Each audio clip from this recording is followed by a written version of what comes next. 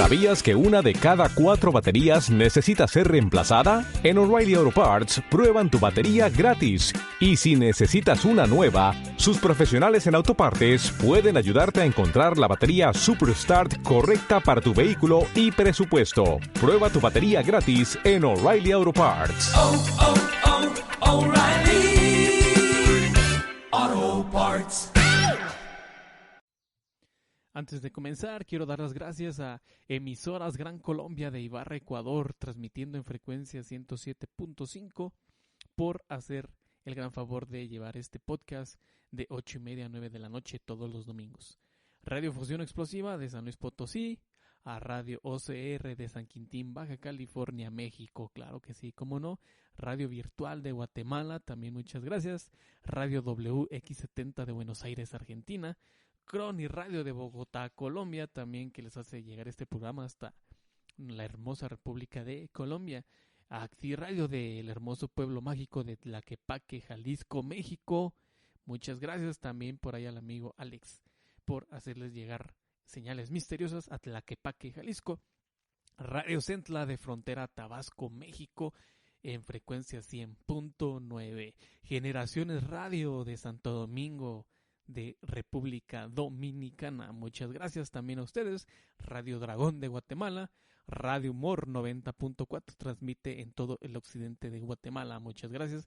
Radio Mariela 104.1 de Canta, provincia de Lima, Perú. Muchas gracias. También a Radio Sónica 95.5 FM de Ayacucho, Perú. Muchas gracias. También quiero agradecer a Radio Comando Azul, la radio número 1 de aquí de Morelia, Michoacán, que por medio del programa Que Mello les hace llegar señales misteriosas. Sin más por el momento, comencemos.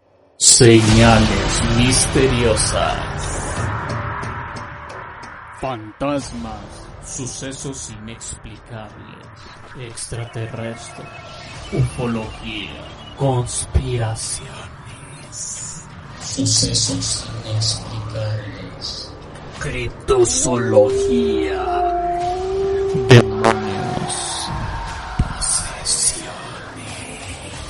sucesos paranormales, asesinos seriales. ¿Por qué estás haciendo esto? Mentes perversas. ¿Qué representa el valor de una vida para ustedes? ¿Cómo puedes olvidarlo? ¿Qué es tan divertido? ¡Brujería! Señales misteriosas. El siguiente programa es presentado a ti por Halas Hot Chicken Wings Restaurant Fish, Home Entertainment Network, Lion Studio, La Onda Comedy Central Network.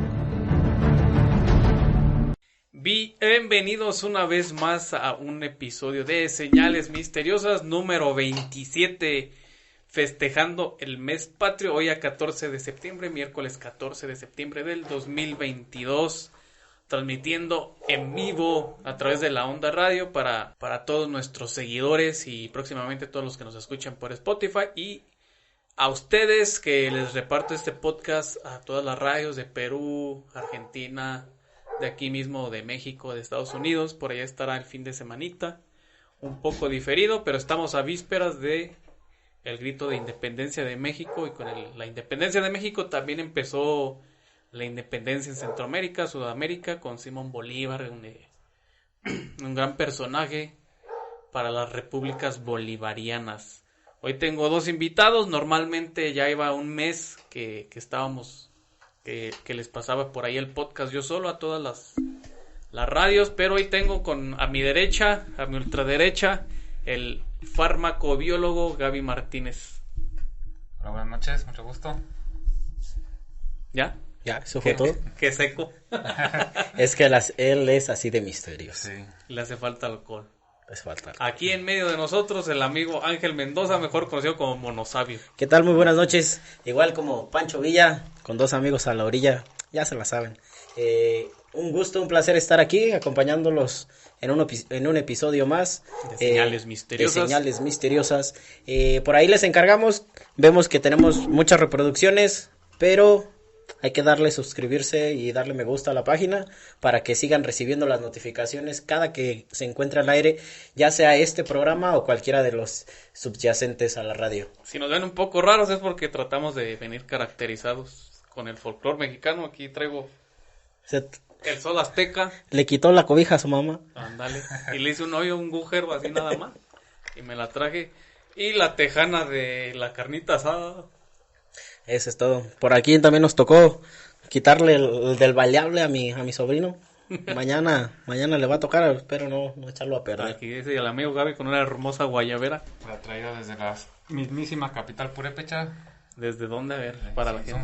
Sinsunzan. Lugar de mucha historia. Así es, corazón del imperio purépecha michoacano. Nosotros estamos en el tercer bastión de lo que fue el imperio purépecha, que es aquí Sinapecuaro. El segundo, se me fue el nombre, Zacapu y el primero Sinsunzan.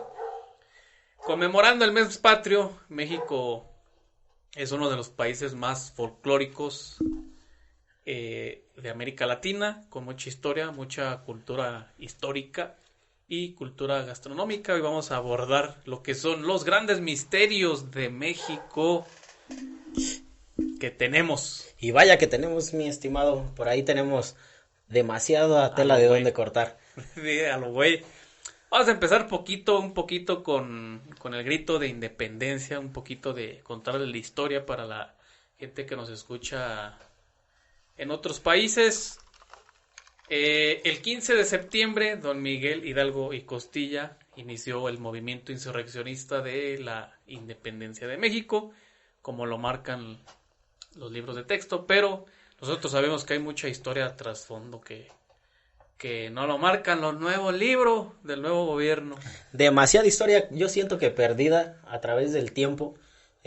Cabe destacar que ha habido pérdidas importantes dentro de muchas bibliografía a lo largo de los años, entonces realmente lo que nosotros seguimos o pretendemos conservar es pues nuestras bellas tradiciones, un poco transgredidas en ocasiones, pero sin perder ese auge mexicano. Nada más mexicano que estar tomando vodka el día de en vez de pulque y eso, pues no. Amigo Gaby, ¿tú qué crees de los libros de texto de nuestra historia, de nuestro grito de independencia que no sea cierto? ¿Qué dices? No mames, este güey se la fumó ahí. Principalmente diría que los detalles, ¿no? Porque generalmente los libros de texto nos dan detalles de la historia que son muy marcados.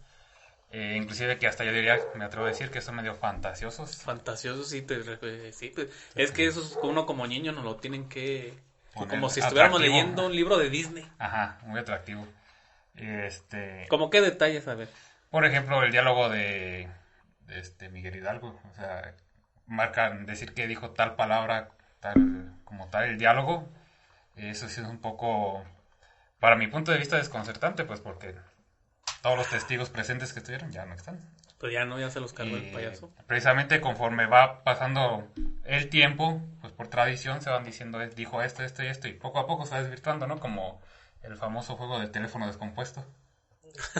Ándale, tal vez de ahí salió. Qué muy buena referencia, yo creo que no lo voy a poder explicar mejor que de esta forma. Ayer platicaban los chavorrucos de la Lóndiga de Granaditas, del famoso Pípila. Yo también no lo creo humanamente posible, sobre todo porque si mal no recuerdo, para la guerra de independencia no solo había mosquetes, sino también ya había cañones. Ajá. Entonces que... un cañonazo. Ajá, exacto, güey.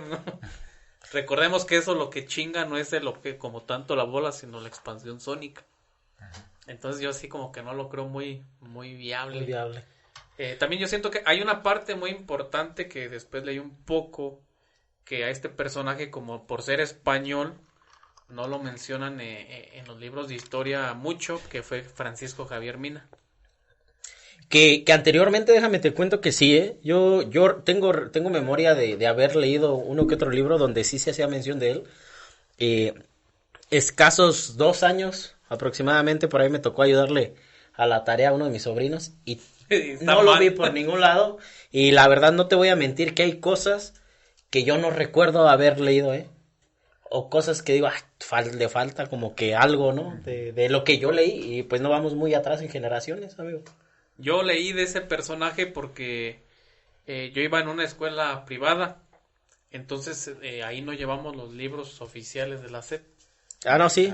Y en la línea del tiempo aparecía mucho de Francisco Javier Mina, que fue un español ideológico, muy adelantado para su tiempo, que durante 5 años antes de su arresto y fusilamiento ayudó mucho a la logística de insurreccionistas sin un lucro, porque recordemos que todo es por interés. Sí, claro. Sí.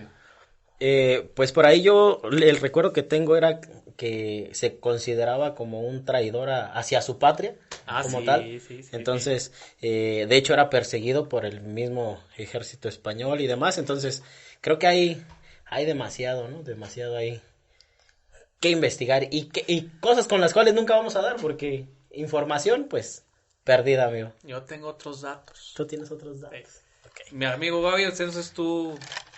Sí, mira, con respecto a la independencia, bueno, para las personas que nos están viendo, yo estuve en el seminario con los frailes franciscanos y pues recordemos un poco de historia, que ellos fueron los que evangelizaron aquí en esta zona de Michoacán. Ah, ok. Claro. Entonces, ellos conservan un archivo histórico y un amigo fraile muy querido, él está estudiando historia, creo que se va a hacer doctor en historia. Él me mencionaba cositas, detallitos acerca de la historia de aquí de Michoacán. Una de ellas fue la independencia, precisamente, que, como todos sabemos, en el antiguo Valladolid, lo que es hoy Morelia, fue la cuna ideológica de la independencia. Así es. No precisamente... No inició José María Morelos y Pavón, en inglés Joseph Morelos and Turkey. Exactamente. Sí, bueno, al ser la cuna ideológica, él nos comentaba que uno de los grandes conspiradores también, no mencionados precisamente, era un fraile criollo que estaba ahí en el templo de San Buenaventura, lo que hoy conocemos como San Francisco, en Morelia. Ah, ok. Él era parte del grupo de los insurreccionistas, de los insurgentes, y nos mencionaba que con él fue uno de los... Él, si no mal recuerdo, un año antes, en 1809, ajá, él ya estaba con diálogos sobre la independencia. Y me acuerdo que me mencionó el fraile que por, como dices tú, cuestiones de intereses. ¿Intereses? ¿Cómo? ¿La iglesia no con te intereses creo, no, personales? Jamás. Eso no te la creo. Uno de los otros frailes era español, precisamente. Y supongo que el vicario. No me dijo los puestos okay, de porque cada normalmente en eso, si quiero remontarme un poco, no está el amigo Richie y Joel aquí con nosotros. Para que nos den fe y testigos. Descendientes del mismísimo Matusalén. Que como en todo en esos entonces, los criollos, solo los que tenían como descendencia de realeza, entre comillas, tenían derechos. Así sea la iglesia, ¿no? Entonces, sí. Normalmente he escuchado que los frailes, como decir que los capuchinos, el vicario siempre era un español en esos tiempos. Supongo que en franciscano no era lo mismo. Sí, no tiene... Oye, amigo, ¿y tú que fuiste fraile franciscano no te pelaban así peloncito todavía? No, la tonsura se quitó hace... ¿Tonsura? Sí, se llama tonsura. Fíjate, uno siempre aprende cosas nuevas. Vamos a hacerle una tonsura al seco, ¿no? Sí. ¿En qué año se quitó la tonsura? Eso ya fue después del Concilio Vaticano II. Ah, ok. Después se hizo varias reformas, tanto a la iglesia en general como a alguna que otra orden religiosa. Para la gente que solo nos va a escuchar por el podcast o lo ve por la radio, la tonsura, te pelaban con la del cero, todo lo que es el casquete de la cabeza, y solo te dejaban como una liniecita. Así bien, como Zinedine Zidane, algo así, más o menos. A ver, entonces síguenos contando de... Bueno, el detalle es que ya estaban en las últimas pláticas precisamente para prepararse a la independencia con este fraile, y a este fraile criollo se le escapó llegar tarde y escuchó que estaba haciendo este fraile español, escuchó al fraile criollo y pues lo descubrió. Entonces lo descubrió. Lo descubrió, lo acusó y resulta que a este fraile criollo lo arrestaron. Un soplón. Entonces, desde entonces. Prácticamente me comentaba este fraile que la independencia se atrasó un año porque arrestaron a este fraile. O sea que me estás hablando que él fue un eslabón muy importante. Ajá, dentro de O sea, de haber mandado sus cartitas en secreto con José María Morelos. ¿José María Morelos era franciscano? Diocesano. ¿Qué diferencia hay entre un franciscano y un diocesano? Así a grosso modo. Es que los diocesanos prácticamente se forman en un seminario diocesano exclusivamente para servir en una diócesis. Los demás se les consideran religiosos. Dentro de los religiosos hay un sinfín de estilos de vida. Están, por ejemplo, los franciscanos, dominicos, agustinos, misioneros, todo lo que sea, los misioneros servidores de la palabra que tenemos aquí. Sí he tenido el gusto de conocer a varios de ellos. Ajá, entonces, lo que se difiere mucho es su estilo de vida, prácticamente, y su enfoque en la pastoral. Justamente hablando de los misioneros, yo he tenido el gusto de conocer a varios. Para mí es como que es el modelo más cercano a lo que verdaderamente profesa el catolicismo, porque ellos son los que mandan a África, esos países donde verdaderamente no tienen los lujos que nosotros sí tenemos, la mayoría en México. No quiero hablar que no hay servicios de luz, de agua, y justamente creo que donde estás tú, los franciscanos aquí en Morelia son los que están en Santa María.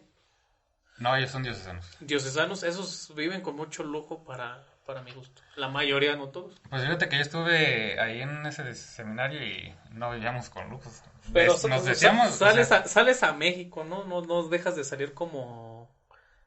ya cuando te egresas, ¿cómo se le puede llamar? ¿Egresas? Cuando te... ¿Cómo tiene una palabra, pues? Ya te haces padre. la ordenación.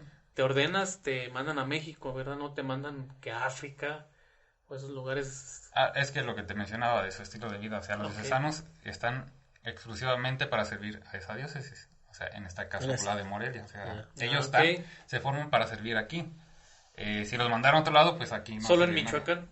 O sea, solo en la arquidiócesis de Morelia. O sea, arquidiócesis de Morelia abarca estado de Michoacán. Y parte de Guanajuato. Vean los grandes misterios de México. Y parte de Guanajuato, lo que es Valtierrilla. Salvatierra, Cámbaro, Tarimoro.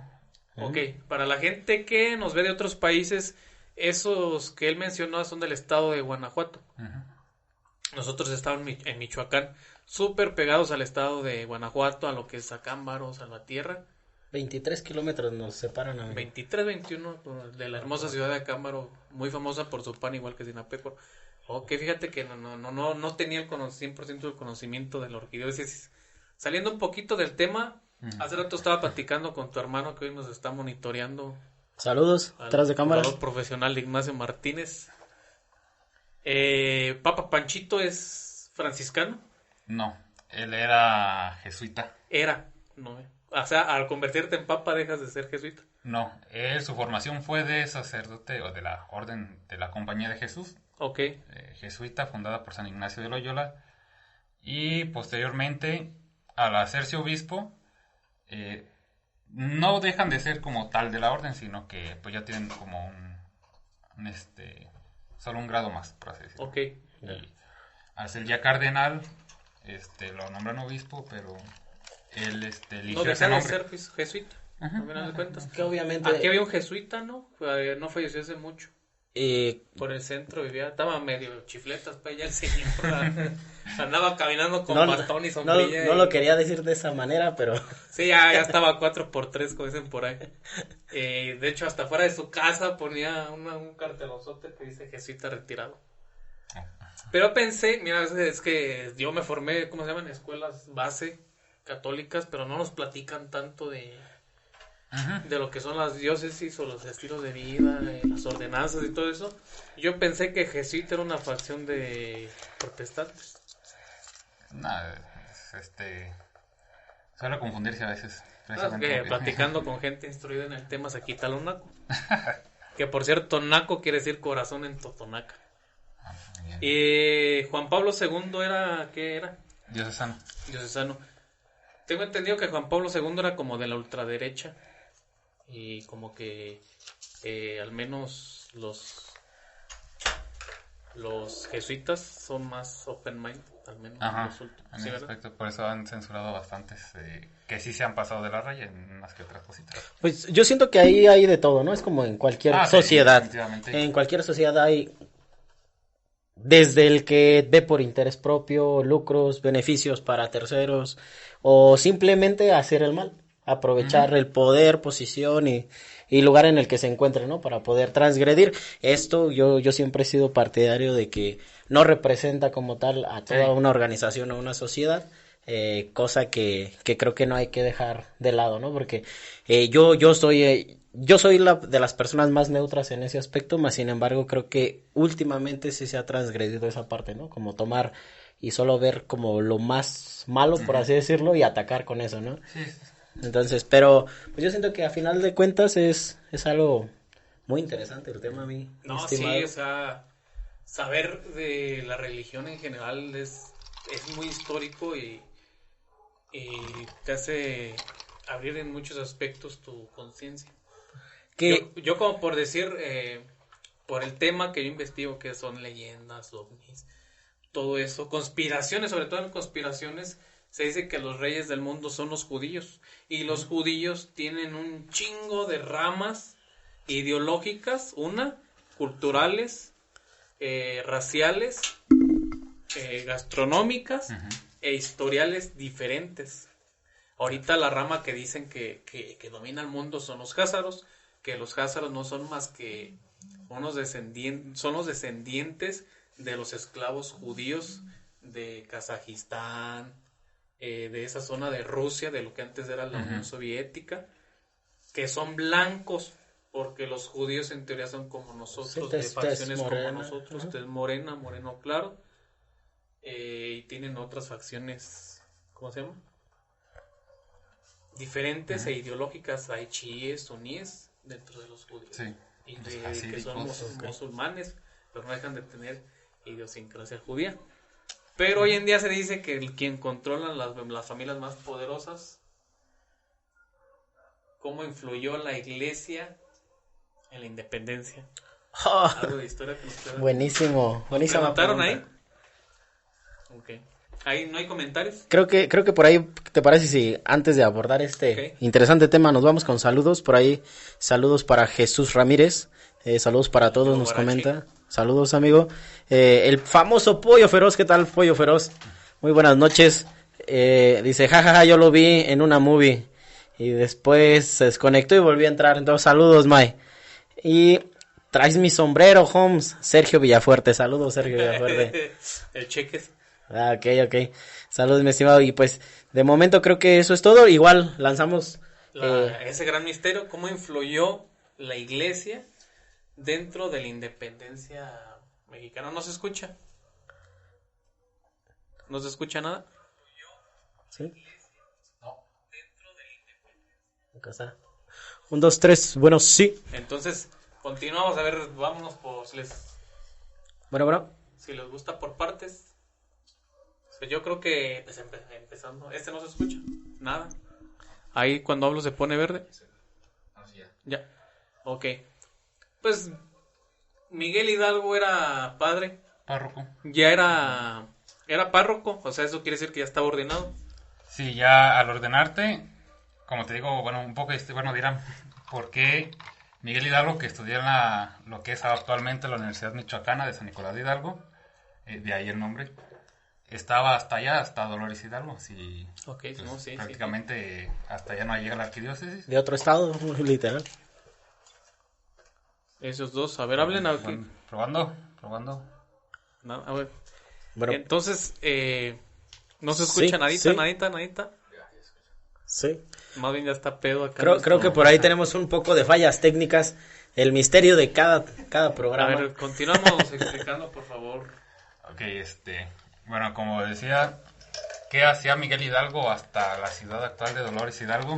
Si, como sabemos todos, él estudió en la Universidad Michoacana de San Nicolás de Hidalgo, de ahí el nombre. Sí, bueno, pues anteriormente lo que fue la provincia de Michoacán, la provincia eclesiástica de Michoacán, abarcaba desde las costas de Michoacán, Colima, hasta... Es que Michoacán cuando era en eso entonces... Ajá, durante las audiencias. ¿Cómo, a ver, no sé si sepas, cómo dividía la Nueva España? ¿Por estados o era todo junto? Provincias. Okay, bueno, es que tuvo bastantes divisiones, a cada rato la dividían. Primero las audiencias, luego las provincias, luego los ¿qué pasó ya después? Posteriormente lo que conocemos como estados. Sí, así. De hecho, nuestro municipio, Sinapecuaro, Michoacán, México, entre comillas, se fundó en 1530, la primera. Uh-huh. Y de ahí tuvo un chingo de divisiones hasta 1940 y pico, que se terminó dividiendo, quitándole lo que hoy es el municipio de Queréndaro, que hasta, hasta ese entonces pertenecía a Sinapecuaro y era lo que es San Bartolomé Coro, una tenencia, uh-huh. Y también parte de Sitio, uh-huh. Y de Indaparapeo. Sí. Entonces todo ese, dicen por ahí el dicho que cuando hay mucha división es porque no tienes un gobierno estable. Control. Probablemente. Ok, continuamos con el tema. ¿Cómo influyó la independencia? Bueno, como mencionamos hace rato, a veces, por lo general fueron intereses personales. Siempre va a haber intereses personales. Miguel Hidalgo hace el criollo y la corregidora y todo estando en Querétaro, o sea, los principales del movimiento. La religión principalmente siento que influyó en cuanto a que lo aprovecharon para mover masas. A través de la historia muchos se han como ahorita las becas Bienestar, algo así. Ajá, por así decirlo, para mover masas. No es cierto, yo tengo otros datos. Y afortunado o desafortunadamente para los independentistas, en este caso Miguel Hidalgo utilizó lo que es el estandarte, ajá, de la Virgen de Guadalupe, aprovechando la recién evangelización y la fe de la gente, ¿no? En cuanto a influir probablemente las ideologías, ajá, siento que se aprovecharon mucho la ideología de la gente. De la gente, que en ese entonces supongo que era 100% religiosa, la ideología religiosa. Uh-huh, en parte. Y también, precisamente, por la posición que tenían el clero en ese entonces. No el clero como tal, en generalizar, ¿no? Sino la figura del sacerdote como tal, okay, que la gente tenía de él. Entonces, en parte, pues, la gente se dejó llevar un poco de ello. Sí, efectivamente, la iglesia en esas cuestiones, a mi parecer, o lo poco que conocí, sí estuvo un poco apartada dentro de la independencia. En general. Ajá. Salvo el comentario que nos hiciste de los frailes. De los frailes franciscanos. De este fraile. Particularmente en lo que es Morelia, Michoacán, capital, uh-huh, de Michoacán. Y una de las 10 ciudades más grandes y de las más hermosas en centros históricos. Patrimonio cultural de la humanidad. Patrimonio cultural de la humanidad, ok. Entonces, desde tu punto de vista fue muy aparte, porque sí es un misterio muy grande para muchos que no nos dicen en los libros, uh-huh, de texto qué tanto influyó la religión. Que yo siento que va más que nada relacionado con lo que él mencionaba, ¿no? Del tema de la autoridad, por así decirlo, uh-huh, que representa un sacerdote no vamos muy lejos. Actualmente lo vemos muy reflejado en algún pueblito no tan pequeño, incluso vamos a algunas localidades donde realmente quien presenta cierto nivel de autoridad, que incluso se podría considerar casi a la par que al gobierno en muchas locaciones. Uh-huh. Entonces, pues, cuanto más en este tiempo, ¿no? Bien lo mencionaba, yo siento que si bien como comenta, yo también realmente no he escuchado mucho de la iglesia o, uh-huh, dentro de este movimiento, pero creo que fue un detonante muy, muy, uh-huh, importante, porque pues imagínate que cualquier otra persona hubiera salido a dar el grito de independencia, no hubiera sido, o no hubiera tenido el mismo impacto. A menos si es el borrachito del pueblo como uno, pues es que no, güey no. Sí, aprovechando por ejemplo en este caso el estandarte de la Virgen de Guadalupe, ¿no? Que, pues, como diciendo, ella nos va a proteger, ella nos va a ayudar. Entonces, como que alentó más la confianza del pueblo. Sí, entonces, okay. Y pues los conspiradores no eran tan tontos, ¿no? Tenían que tener a alguien de su lado que jalara a la gente. Siempre he tenido yo el dicho de que hay gente adelantada a su época en el aspecto ideológico, más que nada. Uh-huh. Nosotros no tendríamos todo esto que ustedes ven, gente, sin Tesla. Exacto. Nikola Tesla. También no tendríamos México justamente sin gente como Miguel Hidalgo, que nos lo pintan en los libros como el padre de la patria. Pero como ayer platicábamos un poco en el programa de los chavorrucos, hoy lo platicaban, Leona Vicario, que fue la financiera. La madrota, la madrota, la alcahueta. La sugar mommy. La sugar mommy. Entonces yo siento que entonces, respondiendo un poco la pregunta, resumiendo, haciendo una síntesis, no influyó mucho en general, salvo en Michoacán. Pues prácticamente aquí fue la cuna ideológica. Claro. De hecho, así está bautizada, creo. Morelia, la cuna ideológica. No, es que sí nos hace falta mucha instrucción por parte de nuestros docentes que nos hagan énfasis a nosotros como michoacanos. Pero espérame. No dudo de la capacidad intelectual de ellos, obviamente, sino... Eso no te lo puedo contestar. Ahorita. Saludos. Charanda, dice que estamos tomando charanda, sí. Es que no se ve, güey, no se ve la apuntadora. Saludos, Charanda de Morelos. Saludazos hasta allá. Yo pensé que era el amigo Luis Muñoz que haciendo sus comentarios. Amigo, por ahí te tiran un comentario directo. Ricardo Ledesma. ¿Qué quiere Ricardo Bernardino? ¿Qué no son los masones? ¿Quién son los que dominan el mundo, Jairo? Los masones es una secta discreta. No es, ¿cómo se llama? Secreta. ¿Qué es una secta secreta? Que nada más se sabe el nombre, pero en sí ni la ideología ni lo que manejan en sus juntas. Grupo Bilderberg. Algo demasiado reservado. Skull and Bones. Muy cerrado. Eso solo hablando de las de Estados Unidos. Están los Massacre Dionatos de Italia, que tienen mucha influencia justamente también en las mafias con la Cosa Nostra. Y el tema político, ¿no? Por aquí y Vladimir Putin, el hoy presidente, este bélico personaje, también es parte de una secta rusa. Entonces, es lo que le comentaba hace rato acá que nos está monitoreando, que obviamente si te vas Grupo Bilderberg, que al que pertenece George Bush y la gran mayoría de los presidentes blancos, porque ellos hacen mucho énfasis en la raza glacial, en las razas, son clasistas, no van a ir a mandar a lo que hacen los rusos. No, claro.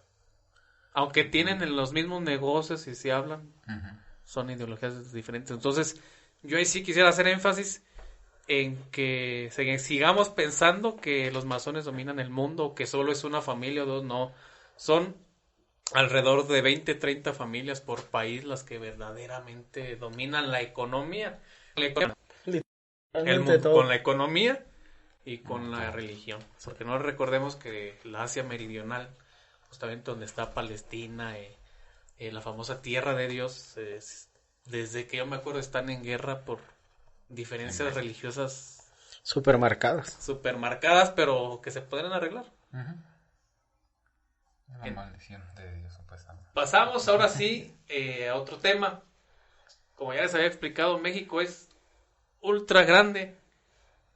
Empecemos con los otros grandes misterios de México. Uno de ellos, Tula. No sé si han escuchado Tula. Tula Hidalgo, ¿no? Tula Hidalgo. Obviamente. ¿Cómo se llaman estas figuras?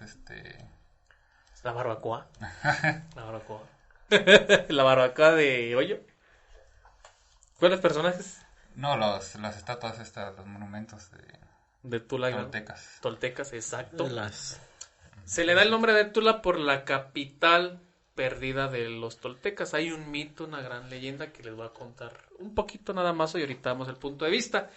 Dice que después de, como ustedes bien saben, los españoles vinieron a conquistar, entonces el primer, de hecho, la segunda imperio mexicano en caer, primero fueron los veracruzanos, que es la cultura totonaca, fueron los primeros en ser conquistados, después vinieron los toltecas, después vinieron aztecas y después iban por épechas. Mucha gente cree que fueron los mayas, pero cuando los españoles llegaron ya los mayas ya estaban en declive. Se dice que ellos, de hecho hay otro gran misterio ahí de México, grande antes de entrar con los toltecas, porque normalmente nosotros sabemos más de mayas y aztecas que de toltecas, seamos sinceros. Sí, yo siento que por la posición geográfica, ¿no? Exacto. Porque te vas para todo lo que es el sur del país y creo que es a la inversa. Exacto. Los mayas, su auge fue del 800 al 1400. Es decir, 100 años después, 100 años, 120 años, de 112 a 120 años después del 1400, es decir, de 1512 al 1520, que empezaron a llegar los españoles. No, fue en 1412, no, perdón. La llegada de los españoles. Ajá. 1400. Sí, 1412, ¿no? O 1512. No, 1400. 1412 al 1420-30. Ya los mayas Sí, ya estaban. Ya habían abandonado las pirámides, las grandes ciudades que tenían ellos. Se desconoce, es un gran misterio también de México el por qué. Porque no se muestra un declive en la sociedad. Existe la teoría mundial de muchos historiadores, no solo de la UNAM, sino de la Universidad de Colombia, la Universidad de Barcelona, también son muy buenos en lo que son las teorías hipotéticas de la historia y la antropología mundial, en el cual ellos dicen que sus dioses mayas les advertían de la invasión y que todos se empezaron como a hacer un sacrificio y suicidio masivo, salvo la realeza que se escondió en las selvas de Guatemala, y el país que sigue como Guatemala creo es Salvador. Porque recordemos que los incas también tienen cierta descendencia maya hasta Perú. Sí, ¿Cuánto tramo estamos hablando? De hecho, qué bueno que lo tocas, y es un tema que por ahí creo que es muy fácil de relacionarlo, y lo mencionabas bien. Por ahí surge uno de los grandes misterios, la famosa Llorona, que desde el sur de Estados Unidos hasta casi toda Latinoamérica, pasando obviamente por México, tenemos bien marcado esta parte, que era un presagio y una mujer que se le asociaba a una... La conexión con el inframundo. Ajá, aparte de eso, que ella, todos tenemos la idea de que fue una persona que ahogó a sus hijos y por eso gritaba "ay mis hijos", cuando realmente ellos lo consideraban como ave de las tempestades. Ajá, exacto. Y la cual se enfocaba en decir "ay mis hijos, tenemos que irnos lejos", pero haciendo referencia a la llegada de estos invasores del oriente. Entonces, cosa que pues te seguimos preservando y sigue siendo parte de leyenda. Ok, pero la leyenda surge con los aztecas, si mal no recuerdo. Sí, exacto. Exacto, porque los mayas, este que tengo aquí es el calendario azteca. Muchos lo confundimos con el maya. Pero los mayas no tenían un calendario, sino una serie de glifos que han sido descubiertas, y hasta la fecha es otro gran misterio de México, la iconografía explícita y grande que tenemos en México, que no toda la simbología que hoy vemos ha sido descifrada. Sí, es prácticamente, pues con la llegada de los españoles, varios de los códices códices que llegaron, que estaban escritos, quemaron, ¿no? Quemaron. Lo rompieron. Sí, principalmente pues los soldados, que eran los, obviamente no todos eran soldados, eran así carreados que traían en la calle de lo peor de España, lo mejor de lo peor, rapiñeros, puro anexado. Puro anexado de entonces gente fina. Y por lo fino pues no querían códices, ¿no? Entonces en su ignorancia tal vez agarraban códices y los quemaban sin saber cuál era la... Quemaban, quebraban, porque recordemos que todos los culturas mexicanas eran grandes escultores, demasiados. Entonces, retomando un poco el tema, después de la caída del Tajín, que es la cultura del Tajín, que justamente hace alusión, eso es otro misterio que no solo es en México, sino mundial. A mí me tocó ver el Tajín y tiene 365 ventanas. Para los que no saben, Nosotros tenemos el calendario gregoriano, Ujú. que son 365 días. Nada que ver los gregorianos con los toltecas. Nada, absolutamente nada que ver. Épocas diferentes, distancias súper lejanas, como para que hicieran alusión al mismo tiempo, al mismo manejo del tiempo que ellos hacen. Porque los toltecas decían, lo manejaban por lunas. Pero 365 lunas, ¿creen casualidad o destino? Creo que es entrar en una caja de Pandora, mi estimado. ¿Verdad que sí? Sí. No, son cosas. Sí. Entonces cae esta cultura, el imperio totonaca, y después cae el imperio tolteca, y con el imperio tolteca surge el gran misterio de la caída de Tula, que aquí tiene el nombre, de hecho, que es Toyán. De hecho, nosotros le damos el nombre de Tula para hacerlo más comestible. Más castellanizado. Más castellanizado, donde llegan, destruyen, y no se sabe aproximadamente en qué año cae. Más sin embargo, hay indicios de que era una ciudad con mucho auge en temas económicos y territoriales.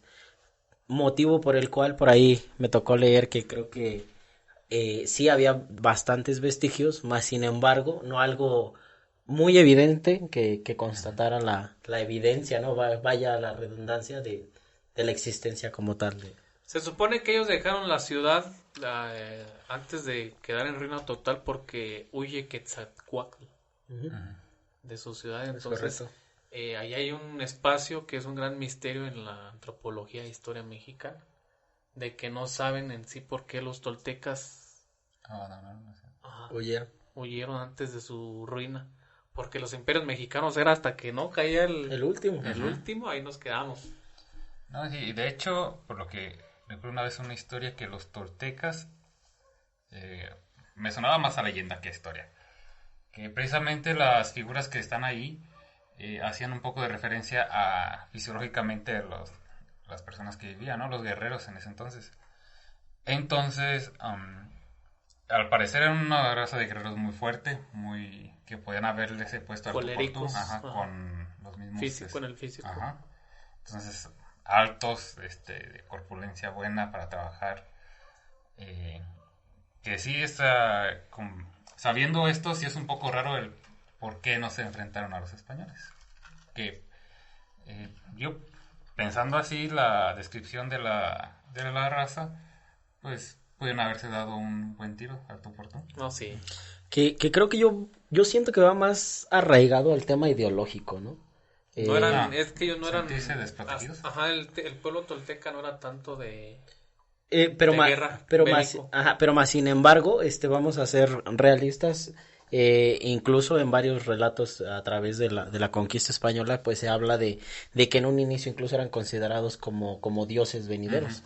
Entonces, el hecho de encontrarte a una raza completamente diferente a ti, ahora sí que vaya desde lo más básico que es la vestimenta y demás. Entonces, creo que pudiese tal vez, o sea, lo que conocemos hoy en día, como lo mencionábamos, la historia está muy transgredida. Realmente no sabemos qué pudo haber pasado en ese lapso de tiempo y qué pudo haber impresionado o impactado a esta sociedad. Esta sociedad. Yo había leído un poco nada más de que el pueblo tolteca no era tan bélico como si era el azteca, que tenían su élite, que eran los guerreros jaguar. Desconozco si hay algún historiador o que sepa de los que están escuchando el podcast o que nos están escuchando en vivo, pues me lo hagan llegar a mi Instagram, que es Jairo Morales. Pasando al siguiente tema, yo creo que todo lo hemos escuchado, es súper clásico, es leyenda, no tan famoso como La Llorona, pero pues sí es muy famoso, que es el tesoro perdido de Moctezuma. No sé si lo han escuchado mencionar. Sí. ¿Qué has escuchado mencionar, Gaby? Bueno, entre los vagos recuerdos sobre este tesoro es que esta fue la causa precisamente porque torturaron a Cuauhtémoc, el último emperador azteca. Exacto. Precisamente Hernán Cortés, para tratar de sacar la ubicación de este famoso tesoro. Que podría haber sido un mito y nunca existió. Ahí es donde está el enigma. Ahí es donde viene el misterio, el enigma. Pero se refuerza con varios hallazgos, varios hallazgos que se han hecho a lo largo del tiempo. Por ahí hay 2, 3 locaciones. No tengo bien el dato, no te lo vengo manejando. Ahorita. Yo sí escuché. Pero más sin embargo han encontrado piezas de oro como tal, o piedras preciosas muy valiosas, no solamente históricamente hablando, y lo cual se le hace referencia a este famoso tesoro, ¿no? Que se hablaba que era, pues, inmenso. Ajá. Más que inmenso aparte de ser inmenso, su valor en oro puro. Uh-huh. Recordemos que el pueblo azteca o mexica, que son los mismos, ellos veían el oro como signo espiritual, de pureza espiritual, no tanto como monetario, por así decirlo. Monetario, exactamente. Uh-huh. Ellos su fuerza, de hecho, los aztecas me sorprende que no tenían como un sistema feudal como tal. Era como que eran muy balanceados, salvo la realeza, los demás eran muy balanceados y la realeza tenía que ganarse bien su lugar. Claro. Porque el gran Tlatoani creo que justamente en la iconografía nueva que se ha ido descubriendo a través del tiempo, descifrando, lo podía retar a duelo. A duelo. Ajá, sí. Para convertirse en emperador. Yo estudiando un poco de lo que es el tesoro de Moctezuma, se ha confirmado en el año del 1980 y pico por historiadores del UNAM que los aztecas emprendían grandes viajes hacia el norte del continente, incluso llegando a lo que hoy es Phoenix, Arizona. Uh-huh. En busca de tesoros, esclavos. No, se supone que para allá era como lo que hoy como peregrinos hacen hacia el Tepeyac. Okay. Una peregrinación espiritual y de castigo y limpiarse de ciertas impurezas. Hay varias teorías, las principales de lo que fue la noche triste, que fue la de destrucción total de la gran Tenochtitlán. Uh-huh. La más fácil y la que aceptan obviamente todos los historiadores es que los remanentes de los guerreros jaguar y del pueblo azteca fueron cuidando a Hernán Cortés y a sus tropas con el tesoro hasta cierto punto donde estratégicamente les convenía a ellos por la ventaja, y los asesinaron a la mayoría y les quitaron el tesoro y lo volvieron a arrojar como apaciguamiento al lago de Texcoco. Uh-huh. Para apaciguar a sus dioses por el sacrilegio que habían hecho los españoles. Uh-huh. Al tomar sus deidades, que las eran enfureceras. Esa es la más famosa y no suena descabellada. Descabellada, porque recordemos que el lago de Texcoco abarcaba un chingo. Era la actual Ciudad de México. Exacto, entonces con el paso del tiempo se fue secando y empezaron a construir edificios, casas, entonces muy probablemente ahí quedó sepultado todo. Sí. Esa es la más famosa. No sé, y que creo que está reforzado por ahí por ahí me tocó leer también un pedacito de los pasajes de Hernán Cortés, en el cual se hablaba que ellos en un inicio fueron recibidos incluso elogiosamente a su llegada, igual como lo comentaba, simbolizándolos como dioses nuevos, venideros, y que para ellos eran considerados pues una deidad, ¿no? Ante ellos, lo cual posteriormente se habla de que durante esta noche se le acusa de traidor directamente, pero pues ya tenían encima a todos los españoles, entonces creo que no se me hace descabellado porque pues la finalidad era hurtar, ¿no? Y para ellos, como bien mencionas, pues era un símbolo más ideológico, religioso, y el poder, ¿cómo decirlo? El símbolo, ¿no? Que representaba para ellos el oro, cosa que para ellos no era un tan fácil como de intercambio, ¿no? Hasta cierto punto no era tan valorizado, por así decirlo. No, pues de hecho, el simple hecho de tener el cacao como moneda en lugar de oro, sí, güey, buen punto. Y de ahí surge toda la gastronomía, el cacao con chile. Riquísimo. Si llegaron a ¿cómo se llama el chocolate? Pues el cacao, pues Sí. El chocolate es el procesado con azúcar, el Ajá, cacao sí. es muy, muy diferente, la verdad. Sabe muy Que ahorita picante, de se hecho. volvió carísimo desde que los hipsters lo pusieron de moda. Demasiado, yo por ahí Y es un lujo, güey, igual les que el quiero mezcal. les quiero confesar que por ahí me gusta mucho una bebida para la parte de Guerrero. Afortunadamente tengo descendencia directa por parte de mi abuela materna de allá. Y el famoso chilate. Con razón te pareces a Vicente Guerrero, Sí, bien ¿verdad? caracterizado como ayer. ¿No? Visto ayer? Parecía a Vicente Guerrero, pero en chiquito. Sí, chiquito. Realmente una bebida muy rica Se que nos había olvidado, que güey, combina. presentar al amigo Seco. Sí, te lo trajiste de invitado. Que este era No es el que amigo Ricardo Mondragón.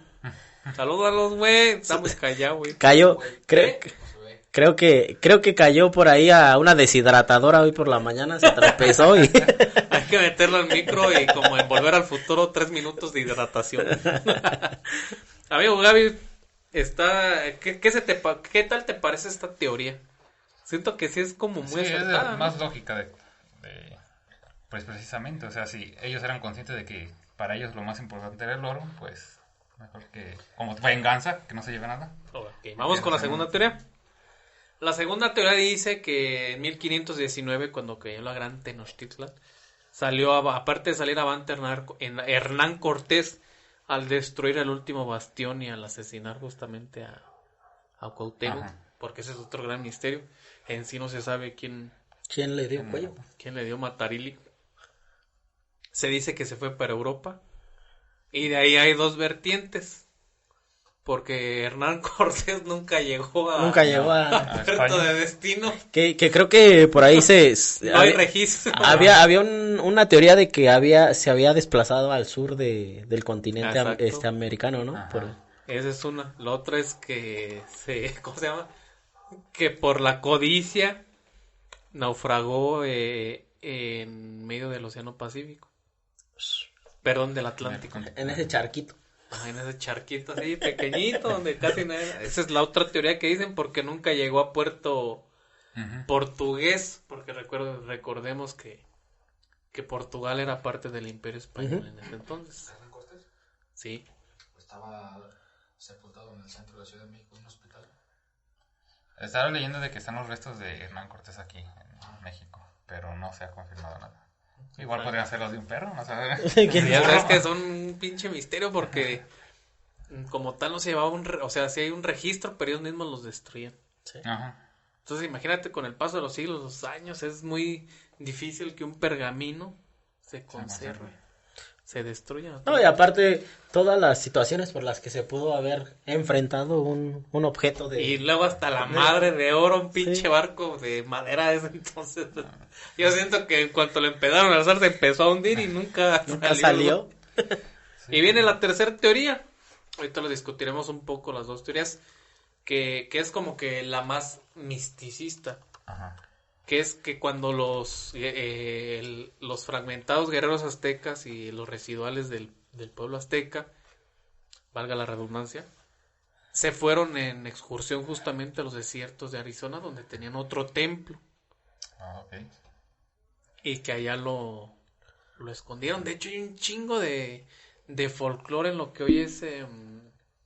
cerca de Phoenix, Arizona, hay como pueblitos. Y de hecho ellos tienen un festival cada año donde hacen su evento y hacen alusión a buscar el tesoro de Moctezuma. Y hay $10,000 de premio a quien encuentre. Son puros acertijos, obviamente lo organizan los... Y el que lo esconde le ponen Hernán Cortés. Por ahí tenemos saludos, mi estimado, creo. Ya se te va el celular. A ver, menciónalo. Creo que es quien nos mencionaba acá, nuestro producer, Charandas García. Saludos desde José María Morelos, La Yegüería. Los esperamos este 30 de septiembre en nuestras fiestas patrias, empezando con carreras de caballos, jaripeo y baile. Ya le tiré por ahí promoción, está bien. pero por ahí nos vemos, mi estimado. Recuerden apoyar. Yo siento que todo este tipo de tradiciones que se van conservando y que creo que siempre es un buen pretexto. Los caballos no son mexicanos. No, me refiero al tema de sus fiestas patrias, sí, ¿no? sí, Que fiestas hacen alusión en este mes tan... Por ahí va a estar Ricardo encargándose de todo el folclore. Sí, te creo. Entonces, ¿qué me había quedado de sobre la búsqueda del tesoro. Ajá, entonces ellos hacen pues su festival intermunicipal. Y se dice que quedó en ese desierto. Hay muchas, de hecho hay un chingo de cuevas en Arizona, en el desierto de Arizona, donde dicen que ahí llegaban los aztecas a hacer su retiro espiritual. Y que en esas cuevas quedó parte de este tesoro. Del tesoro, porque lo demás lo fueron dispersando. Recordemos que el Imperio Azteca, cuando llegaron los españoles, también ya venían en decadencia, pero empezaba del centro de México, Bajío, parte del Bajío, incluso casi hasta aquí a Michoacán, a cada rato andaban a cocazos aquí con Sinapecuaro, con los pocos con los purépechas. Sí, exacto. Y llegaba hasta lo que hoy es Nuevo México, Arizona y parte de Texas. Todo eso abarcado. Y qué distintos climas. Y está 100% comprobado que se hacían los viajes. Sí, de hecho, bueno, precisamente en el seminario franciscano tuve un compañero que estaba estudiando historia en UNAM y nos contaba estas pequeñas historias del imperio mexica, como mencionaba, así como correcciones nos decía que los mexicas se les nombraba como tal los que vivían en el centro de México, y que los aztecas eran los que provenían de Aztlán. Ahorita entramos con otro misterio. Sí. Dice, son totalmente diferentes, nos decía, aztecas cuando vivían en Aztlán y cuando vinieron de allá. Cuando ya estuvieron aquí se llamaron mexicas o mexicas. Se autoproclamaron mexicas. Entonces ahí es donde nos corrige, dice, aztecas y mexicas son diferentes. Aztecas de Aztlán y los mexicas. Obviamente en épocas diferentes. Cuando los conquistadores llegaron, se hacía mucha alusión en mexica a la Aztlán. De hecho, no hay evidencia científica que existiera de que haya existido la Aztlán, y es otro misterio que nosotros tenemos en México, si en verdad existió la Aztlán, o muchos dicen que era la famosa ciudad de El Dorado, o si eran ciudades diferentes. Ese es otro gran misterio. Pero en México. Lo extraño aquí es que se nombra demasiado, Sí. Demasiado. Entonces, yo creo que para tener constancia de que sea tan mencionada, o sea, ya entra el misterio. Sí, o sea, así, porque no solo los totonacas y olmecas que descienden, de hecho, ahí vienen todas estas vertientes, descienden de la cultura Clovis, que fue la primer cultura como tal registrada en toda América, y adivinen dónde estaba, en el norte de México, con los desiertos de Estados Unidos. Entonces de ahí parten toltecas, mixtecos, totonacas, aztecas, y ya de ahí olmecas y mayas. Y ya más para el sur se dice hoy en día que son los famosos polinesios que llegaron por Chile y también empezaron como a ascender por ahí. Okay. Entonces ese es el otro que dicen, o sea, no es como que recordemos la Atlántida con Platón, que nada más a la Atlántida nada más se le hace mención en Platón y en ciertos textos apócrifos de la Biblia, del Nuevo Testamento, y en la Biblia judía, que es el Corán, si mal no recuerdo. Pero nada más dices, o sea, son 3. Pero aquí literalmente a la Gran Aztlán le hacen referencia. Sí, es demasiado mencionada, cosa que a mí sí se me hace muy extraño, que no haya existido. Que en algún momento por ahí escuché a alguien decir que lo más seguro es que hubiese sido la primera capital. No, y no solo esto, sino un nombre clave en algún sitio en el cual ellos tenían como su punto de encuentro. También no se me hace muy descabellado. No se me hace muy descabellado. Pulque y aguamiel. Es que ¿a dónde vas hoy? A la Aztlán, vieja. Sí, probablemente también, como lo menciona Ángel, como un nombre clave. Yo había escuchado que también lo hacían como, no una ciudad física, sino como también una ciudad espiritual. La Aztlán. Ándale. Sí, yo no lo había visto desde ese punto. O sea, como, pues no sé, el reino de los cielos. Algo así. Probablemente. El equivalente. El origen como su Edén, por el origen de ellos. Su Valhalla. Su Valhalla para los nórdicos. Otro misterio que abarcamos sin querer, la Gran Aztlán, que sí, yo había investigado y dije, no manches. Hay una tienda muy famosa en Michoacán, o sea, son una tienda de cadenas donde venden cosas de homies, que se llaman Aztlán, no sé si Sí. que por cierto, la neta sí venden como cosas chidas. Están sorteditas. Abarquemos un poco de lo que es la iconografía. A ver si nos pueden aquí ilustrar un poco nuestro ex franciscano en lo que es definamos iconografía. Okay. Serie de símbolos. Iconos. A ver, ahí va el significado etimológico. Ok. De iconos, puede ser figura, imagen, y grafía escrito. O sea, prácticamente, en términos coloquiales, un dibujo. ¿Yo puedo inventar mi propia iconografía? Podrías hacerlo, pero va más allá de solo hacer un dibujo simple, sino que proyectar algo en eso y que tenga un simbolismo como tal. Histórico, social, cultural. Sí, es lo que quieras, emocional inclusive. Como Tolkien, güey, que inventó su propio idioma, Su el Quenya y el Sindarin en El Señor de los Anillos. De hecho, Tolkien era muy famoso, bueno, era muy creyente y como le gustaba mucho la cultura mexicana. Y ahorita que hablamos un poco de los toltecas en una de las cartas de Tolkien que leí hace ya un tiempo, él hacía alusión, justamente ahorita está saliendo la primera temporada de el poder, los anillos del poder. Los anillos del poder, y ahí es la segunda edad del sol. En la segunda edad del sol se menciona a los Númenóreanos, que eran altos, coléricos y de ojos grises. Y en un podcast pasado hablé de la inmortalidad y de los hombres que viven más años, que se tiene registro que ciertas culturas vivían más años que nosotros vivimos por su pureza espiritual. ¿Sabías que una de cada 4 baterías necesita ser reemplazada? En O'Reilly Auto Parts prueban tu batería gratis. Y si necesitas una nueva, sus profesionales en autopartes pueden ayudarte a encontrar la batería Superstart correcta para tu vehículo y presupuesto. Prueba tu batería gratis en O'Reilly Auto Parts. O'Reilly Auto Parts.